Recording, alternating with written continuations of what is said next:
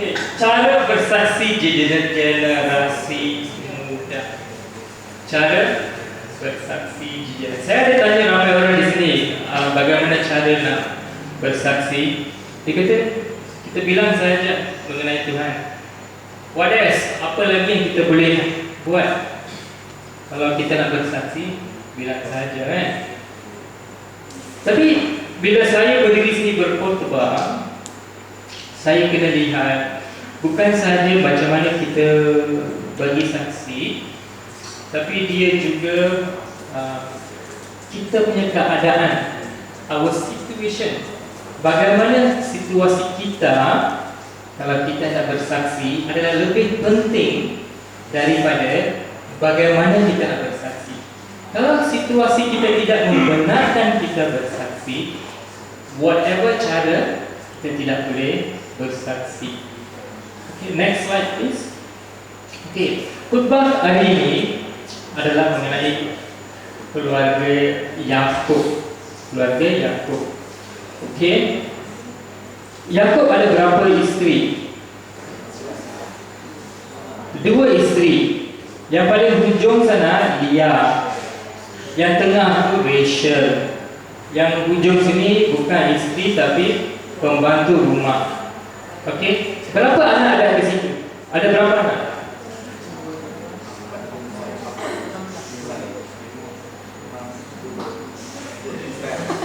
Ada berapa anak? Ada berapa anak? 12. Ada 12 orang.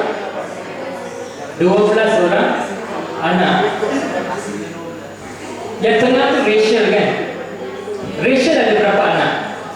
Rahel ada berapa anak? Rahel ada berapa anak? 1. Siapa dia nama dia? Yusuf saja. Benyamin. Mana Benyamin? Benar. Benar. Benyamin belum lahir lagi. Kalau belum lahir, kenapa ada 12 anak? Yes. Ini ada 12 anak sekarang. Dan Benjamin belum lahir. Kalau Benjamin lahir, dia akan jadi 13. Sekarang dia ada berapa anak? 12. Yang sini ada 12. Yang sini sekarang ada 12.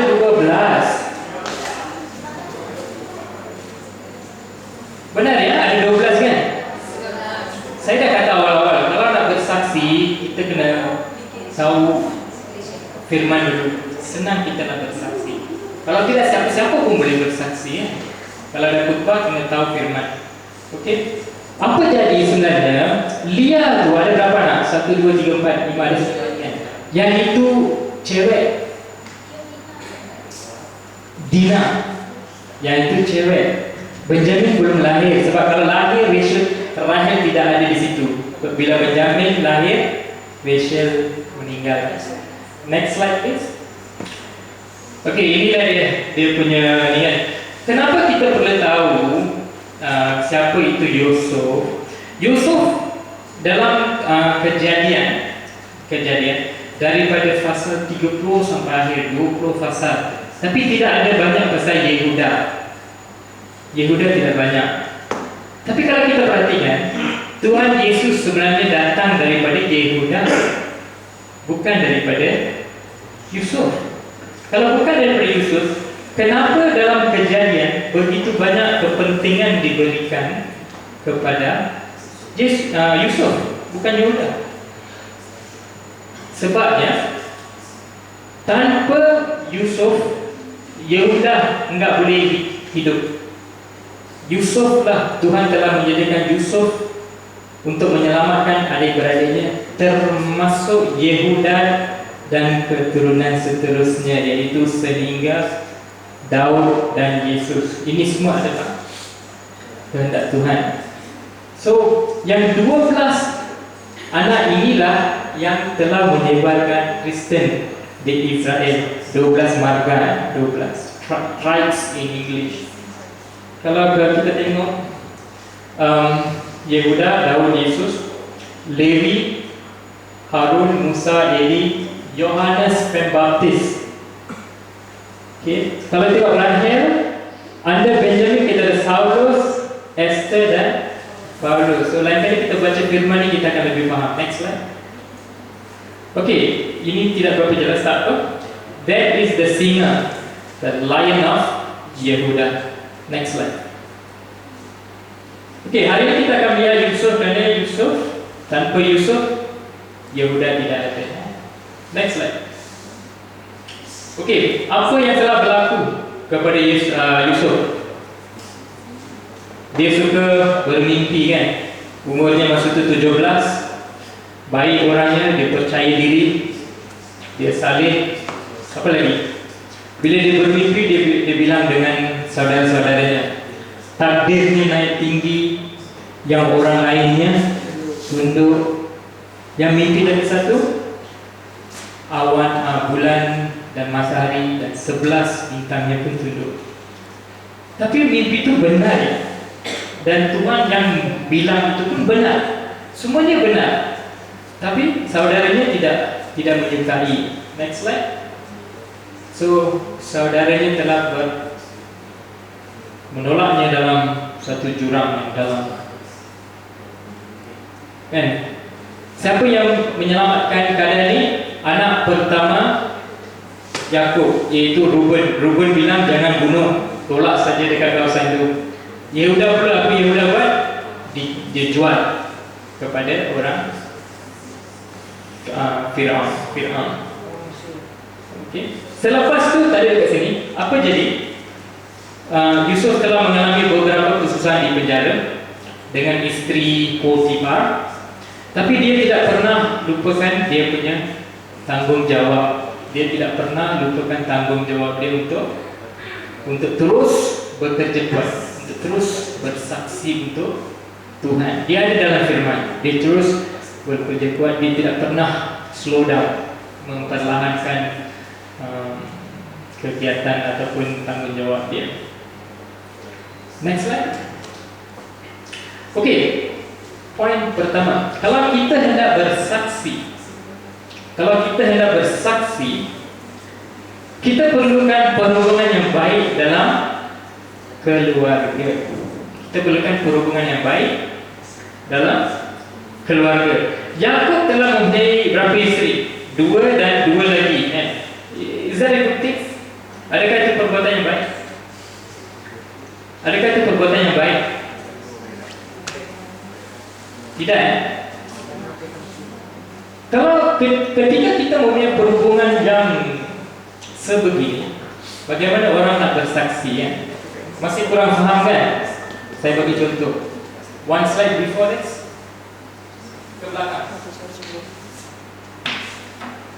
Slide nombor 2, nombor 4. Slide nombor 4. Tak clear. Yakub ada kat tengah-tengah. Ada 4 cewek perempuan. Benar? Ada berapa isteri? 4. Okey. Dikeluarkan nama Yakub tu keluarkan. You masukkan nama Santa Kumaran dekat situ. Saya pergi Jepun, saya nikah satu sana. Saya pernah kerja dekat Dubai, Arab, saya kahwin satu sana. Saya pernah kerja dekat India, saya kahwin satu sana, nikah. Dan di Palembang masih tercari-cari. Mungkin saya akan dapat dalam masa setahun ini. Kalau macam tu, siapa nak dengar saya punya saksi? Boleh? Kalau kita tak baik, kita punya otak tidak baik, siapa nak dengar saksi kita?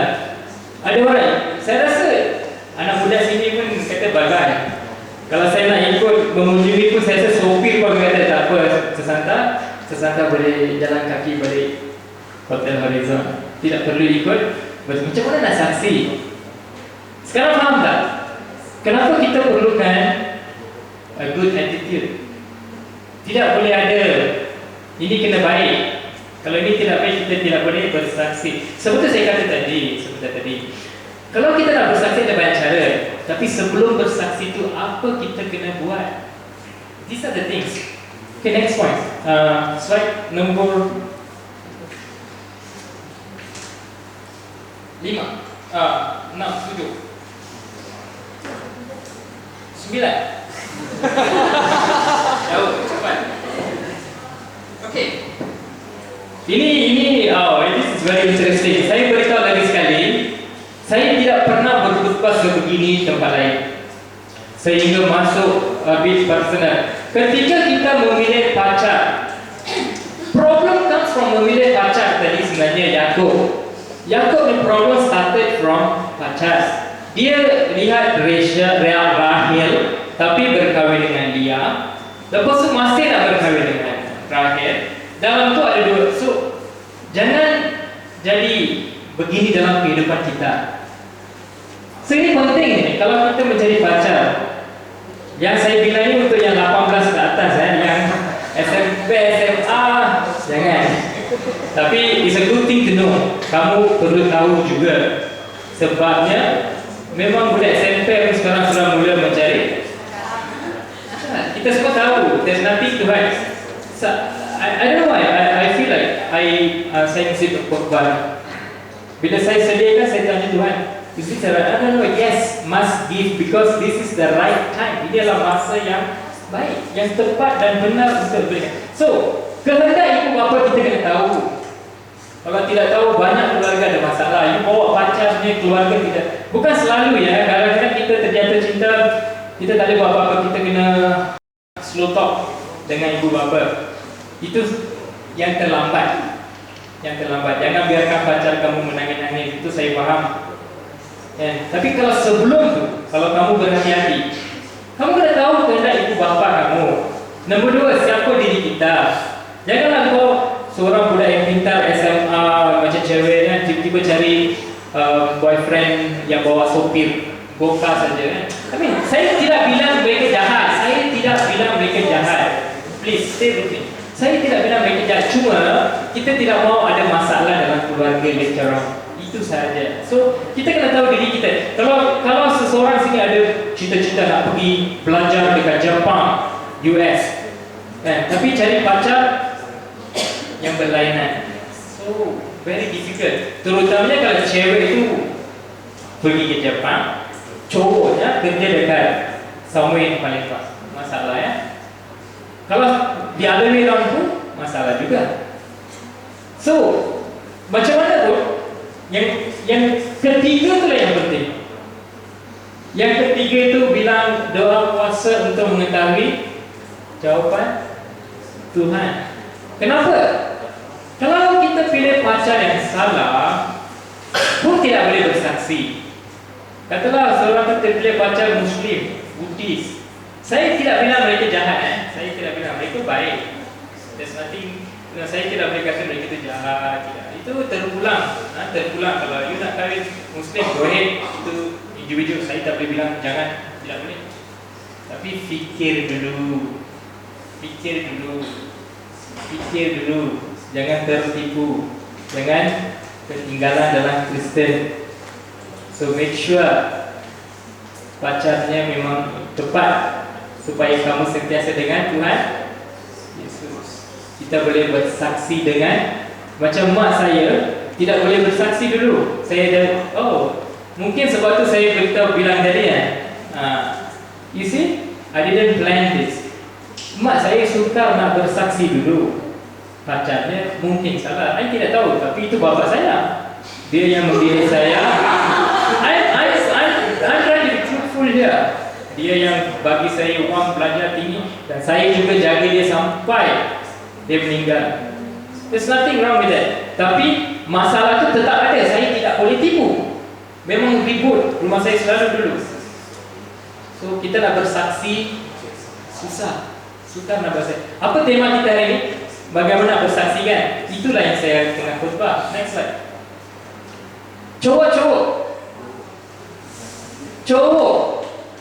Cowok, budak lelaki, anak pria. Mohon memiliki pikiran yang baik. Tidak memiliki pikiran yang rosak. Yusuf ada tak karakter yang baik? Yusuf. Kita akan tengok contohnya kemudian. Bagaimana Yusuf boleh bersaksi, tapi kalau perangai yang macam ini tidak boleh bersaksi. menghindari berada pergi ke tempat yang tidak diingini untuk kesenangan anda. Ada siapa tidak mengerti apa saya cakap ini ataupun pura-pura tidak mengerti? Siapa yang langsung tidak mengerti? Siap faham bahasa saya? Bahasa Malaysia campur dengan bahasa Indonesia. Langsung tidak ada faham? Mengerti? Mengerti ni? Dua gambar itu sudah cukup. Kalau anda bersaksi, jangan buat ini. I'm serious. Saya tidak buat, so saya berani bersaksi untuk Tuhan. Adakah anda ingin bersaksi sikap anda mesti sempurna? Jika fikiran anda penuh dengan nafsu seksual, ingat orang lain tidak tahu, tidak mengapa, tapi Tuhan tahu. Berapa lama kita boleh? So, bukan saja menghindari. Bila kita hendak bersaksi, bersaksilah dengan teman-teman yang pergi tempat sebegini. So, ada banyak point. Kalau ada teman kamu yang bukan Kristen, ada perbuatan sebegini, janganlah kau terikut dengan dia. Kitalah yang sepatutnya bersaksi tentang Tuhan kita supaya mereka tidak buat dosa begini. Kita biasa bila berlaku perkara sebegini, bila pergi ke tempat lain, macam saya dekat Palembang sini lah, saya seorang, I can do whatever I want, I got money. Dulu saya tidak ada duit, sekarang saya ada duit. I can do whatever I want. That is not my liking from the beginning. Dari dulu saya tak buat macam ni, tidak. So kalau saya tidak buat, saya menyeru cowok-cowok, jangan buat perkara sebegini. Jangan buat perkara sebegini. Mungkin sekarang tidak ada orang buat. Dalam masa 10 tahun, bila you jadi macam saya, tiba-tiba pergi Bandung, kerja kat Bali, kerja kat Jakarta, kerja kat Malaysia, Penang, kerja kat Australia, you boleh control yourself, boleh kawal diri kamu. Jangan up and down. Hari ini bersaksi, besok buat benda ni. Hari lusanya bersaksi dan buat benda ni. Bisa? I'm serious. Don't do that. Don't ever think. Your mind must be clear. Okay, next slide. Cewek. Cewek sekarang cantik ya. Anda tahu siapa anda? Cewek. Do you know who you are? Siapa anda sebenarnya, cewek-cewek di sini? Make sure you listen. This is very important for you. Saya harap cewek-cewek sini mendengar dengan tekun. Pasang telinga. Okay? Anda tahu siapa anda? Anda adalah pemberian Tuhan karunia. Who you are? You are the gift of Lord. You adalah gift of Lord. Boleh menyakiti tubuh kamu, merosakkan tubuh kamu. It's not good ya. Kamu semua cantik. Memang saya dapat lihat tidak ada orang yang kurang kecantikannya. Tapi lagi elok kalau hati kita juga cantik. Jangan hati kita tidak cantik. Our face is very good. Saya beritahu, tidak ramai cewek tidak jahat. Tapi situasi. Apa situasi? Situasi setan. You are good, but you are surrounded with iblis, setan. So boleh terjebak, boleh terjadi. You cannot say this thing can never happen because they are very nice people. Kita baik, kita berikan kecantikan kita kepada seseorang. Apabila kita memberi kecantikan kita kepada seseorang, sebab kita tengok selalu movie Korea, Bollywood, apa jadi kepada kamu bila kamu beri kecantikan kamu kepada seseorang? What will happen to you? Nilai kamu jatuh macam kapal terbang, pesawat terbang, dia crash all the way down, down. What happened the next day? Next day, you know what happened? Survey, understand survey, survey dekat US kata cewek kehilangan kawan-kawan. Ini memang survey. Selepas ini cewek kehilangan banyak benda. Teman lari, saudara lari, semua lari. Your life different. Cowok pula di Arabia, dia punya populariti naik. Survey dekat US. I don't want to believe that, but anyway, kalian semua istimewa. Okay, siapa yang terjadi, it is not the end of the world. Kamu bisa dapat pengampunan dari Tuhan, bisa, boleh. But why? Mengapa kita nak melalui ini? Mengapa kita hendak melalui perkara sebegini dan lepas tu pergi minta pengampunan? It is better, right? Adalah baik kalau awal-awal lagi kita tahu, kan? Lagi sekali saya beritahu, benda ini boleh terjadi. Bisa. Careful. Berhati-hati.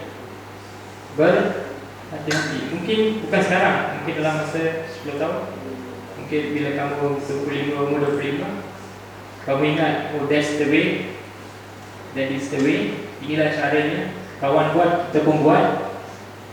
Tapi bila kita beri saksi, we cannot become a witness to God. We cannot become saksi untuk Tuhan kalau kita melalui perkara-perkara sebegini. So selalulah bersama Tuhan, jadilah saksi yang baik. Next slide. Okay. Itu sudah selesai. First point tadi apa? Have a decent relationship. Berhubungan yang baik. Yang kedua, develop yourself. Develop. Itu apa? Apabila Yusuf mimpi, dia takdir naik tinggi, kan? Kamu pun, setiap orang di sini harus seperti apa? Seperti siapa? Yusuf. Tampak kita sedang di ladang mengikat berkas-berkas gandum, lalu bangkitlah berkasku. Yusuf dan tegak berdiri. Good or not? Bagus ke atau tidak bagus? Saya bilang tadi kan, saya punya saksi tadi. Dekat sekolah dulu saya selalu markah tinggi-tinggi, kan. Saya sekarang kerja pun sama, tapi fokusnya sekarang bukan saya. Saya punya sudah habis. Saya punya sejarah, tapi sekarang baru. At the present time, it's your time now. If it's your time, how you going to develop yourself?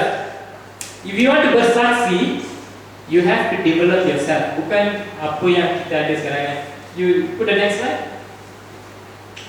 Setiap orang dari anda harus bekerja. Siapa yang belajar, this is the time to belajar. Tunjukkan kebolehan kamu, tinggikan markah kamu. Kalau kamu lemah dalam satu subjek, whatever subjek, IPA, Maths, whatever, kamu beri perhatian special. You have to. You tidak ada masa. Masa bukan dalam tangan kamu. Masa sentiasa lari. Sesiapa yang bekerja, kerjalah dengan rajin.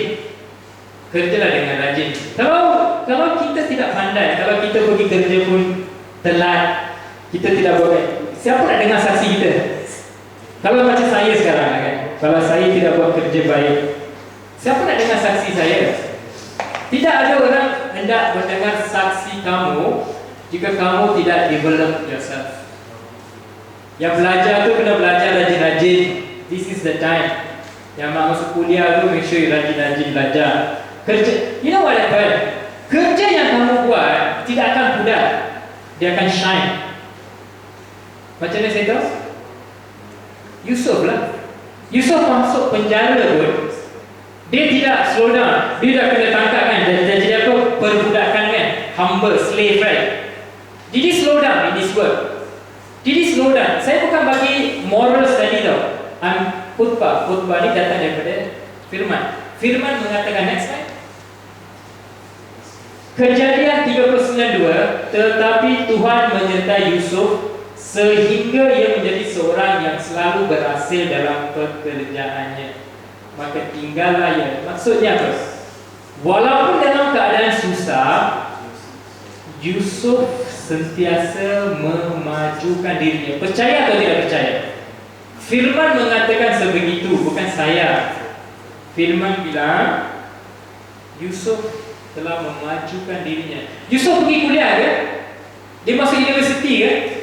Bagaimana dia tahu untuk manage during famine? Famine adalah keguluran, tidak ada makanan. Tapi Yusuf yang memberi semua idea bagaimana nak biji benih disemai. Dia baca firman daripada Kejadian 30 sampai 50. Kamu akan faham bagaimana Yusuf telah begitu berusaha untuk memajukan dirinya sendiri walaupun semasa dia di dalam tahanan. Kita di dalam mana? Tahanan ke? Are we in the tahanan? Yes, we are in tahanan. Kita sebenarnya dalam tahanan. Tahanan apa? Dalam hati kamu. Your heart is locked. Hati kita terkunci. Tahanan. You buka hati kamu. Work hard. Kalau hati kita tertutup, nak bangun pagi pun tak boleh bangun. Pukul kering, tendang. Saya bangun tak pakai alarm tau sampai hari ni. I don't use alarm to get up. I just get up 5 o'clock. You know. So,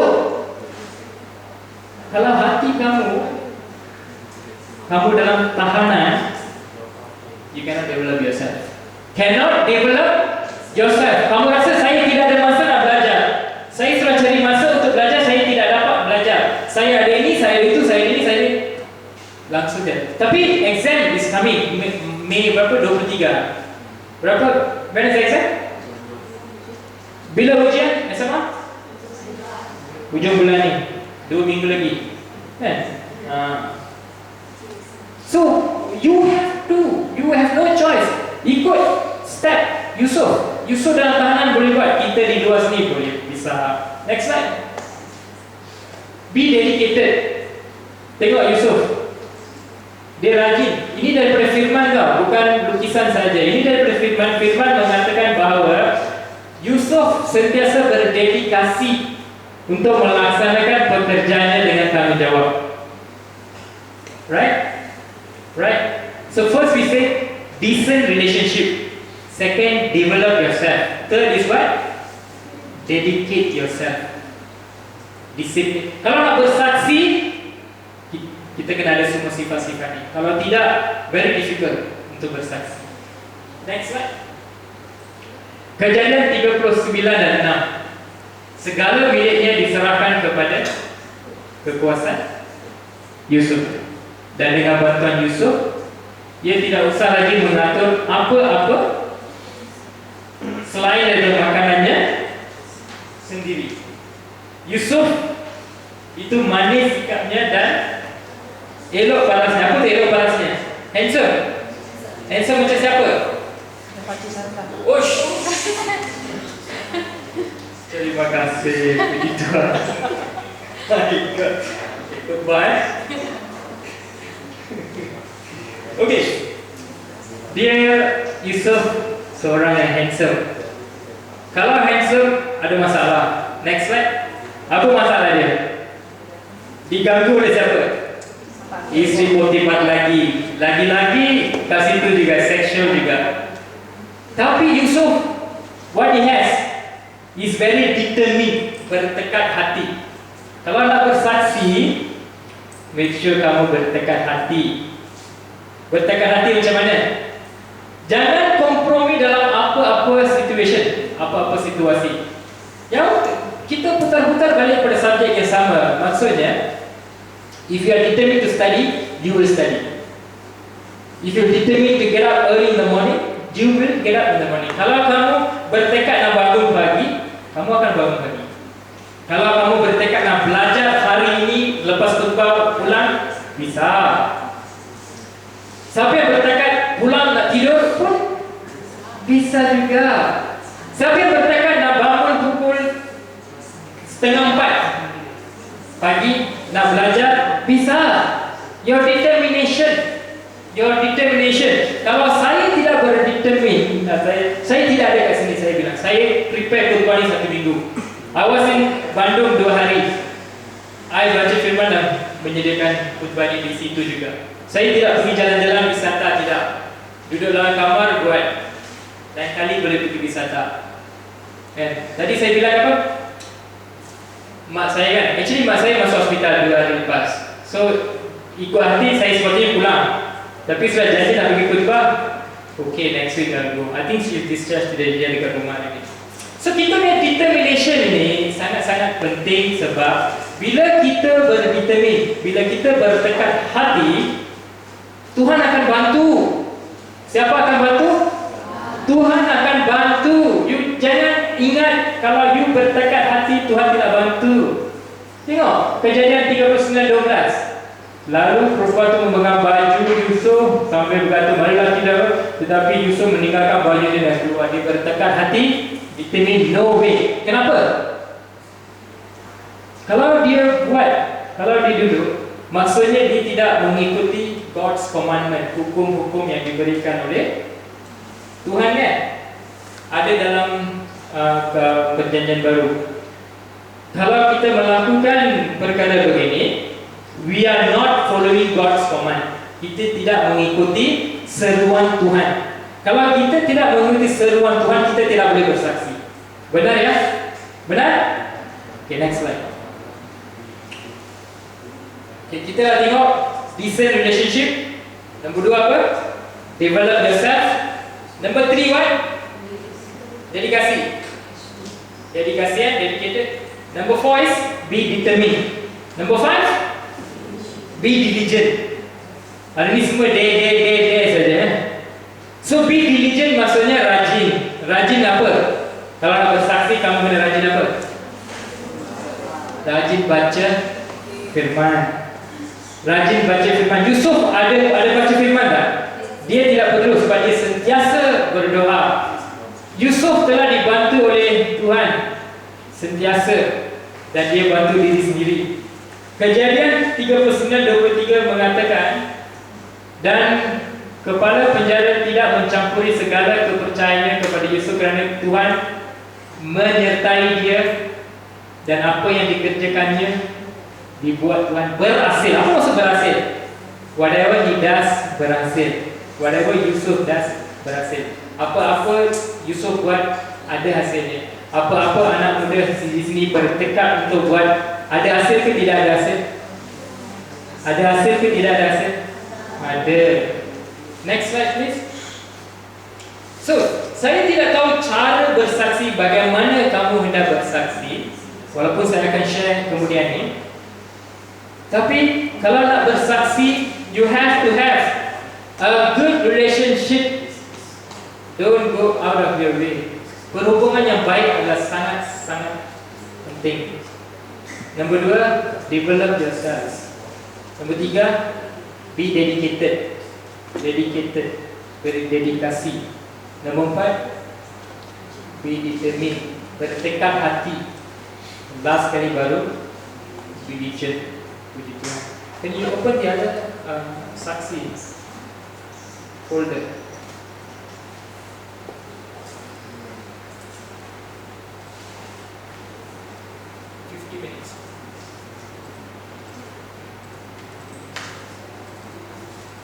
Is it there? Under this?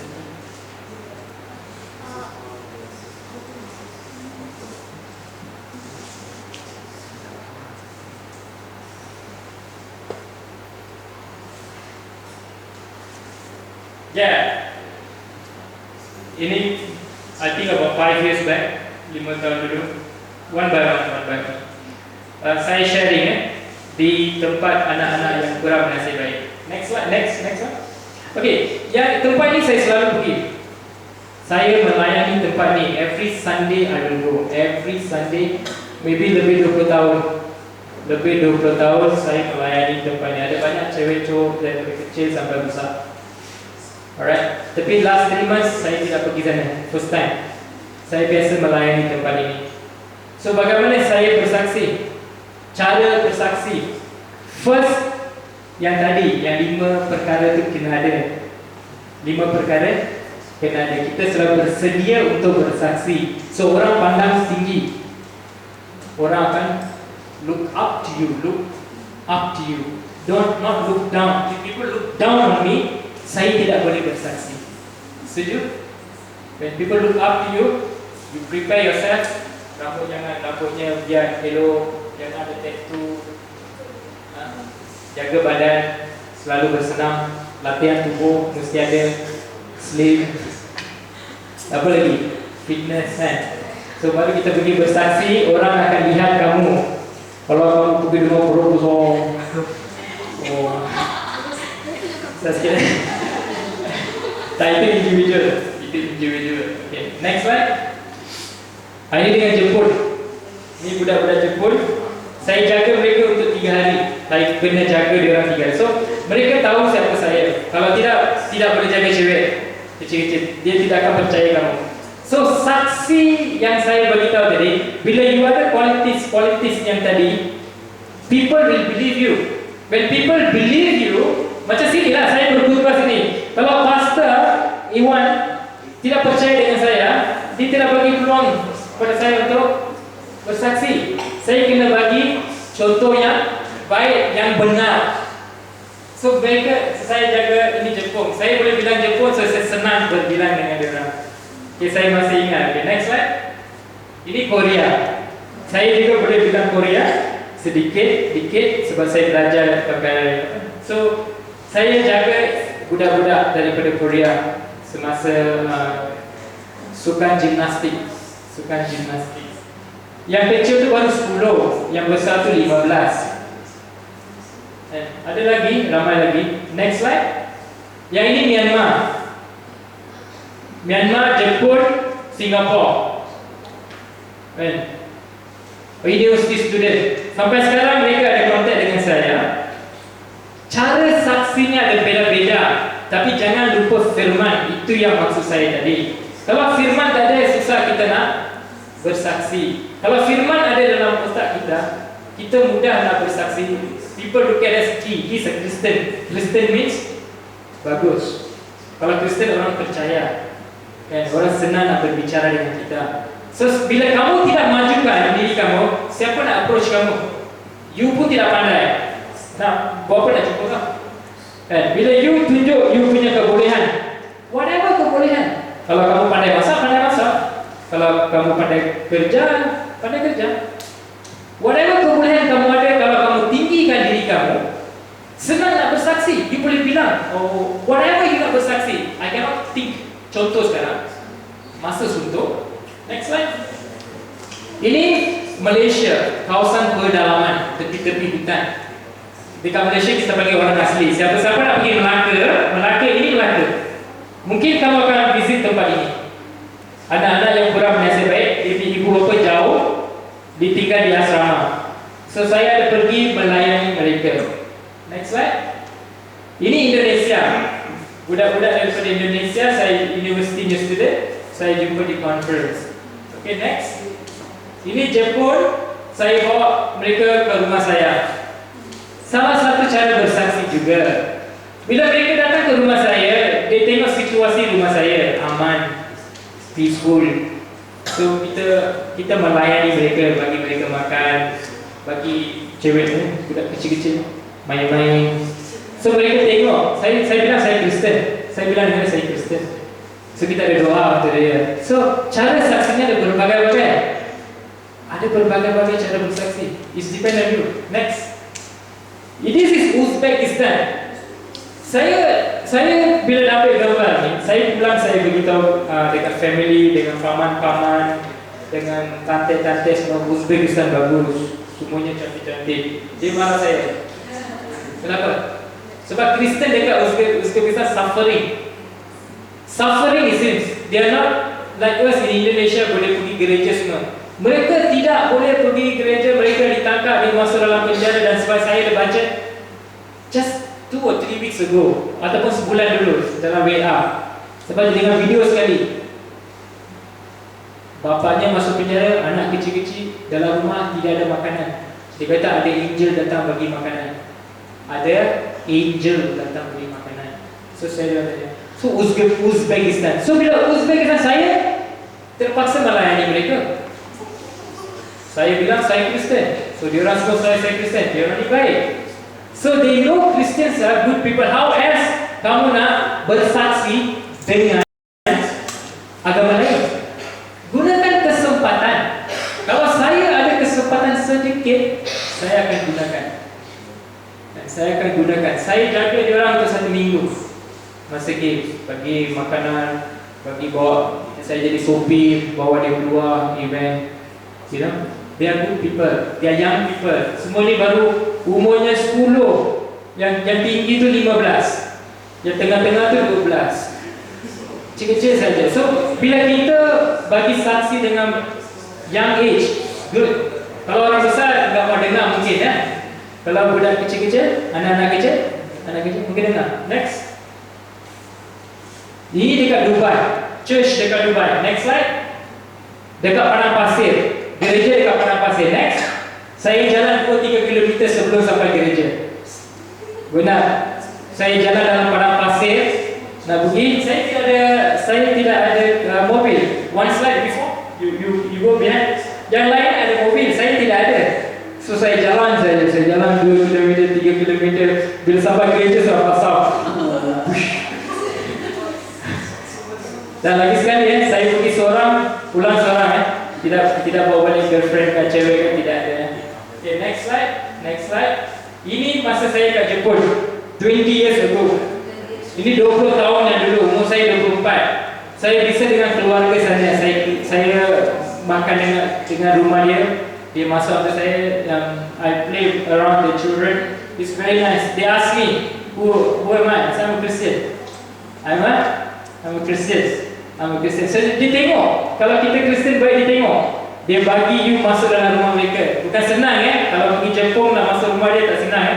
Bagi saya senang. Next slide. Lagi sekali dalam rumah Jepun. It was nice experience. So nak bersaksi ni, tak kira di mana-mana, di Palembang ke, di Jakarta ke, Medan ke, di sekolah ke, di dengan jiran ke, kita kena buat. Tapi kita kena berhati-hati. Macam saya bilang tadi, bila kita ni takdir tinggi, jangan kita tunjuk-tunjuk, show off macam Yusuf. Kalau kita buat benda tu, kita akan ditolak juga. Macam saya dekat tempat kerja, saya diam saja. Saya tapi kerja buat. Dekat sini saya bilang, saya kerja dekat tempat kantor saya. Janganlah tunjuk-tunjuk, oh I'm very good. Jangan. Sikap rendah diri sentiasa kena ada. Di sini saya share, so saya kena tinggikan sikit. Kalau tidak, bagaimana anak muda nak tahu kan? Anak-anak sini kan? Saya anggap anak-anak sini sebagai anak saya sendiri. Alright, next slide. Habis. Next, finish. That's all, huh? Okay. Puji Tuhan ya. Selesai sudah, saya nak doa untuk semua. Boleh tutup mata sekejap. Sekejap saja saya rasa. Hallelujah, puji Tuhan, terima kasih. Thank you Lord, thank you Jesus. Oh Father, when I start the preaching just now, bila saya mula tadi, Bapa, saya merasa begitu getar sekali, begitu gemetar sekali. Walaupun sudah banyak kali saya pergi khotbah, Father, tapi di sini Tuhan telah berbicara berbagai firman, berbagai nasihat yang datang daripada-Mu Tuhan. Kita sangat berterima kasih, Haleluya. Di sini Father, ramai anak muda yang ingin bersaksi.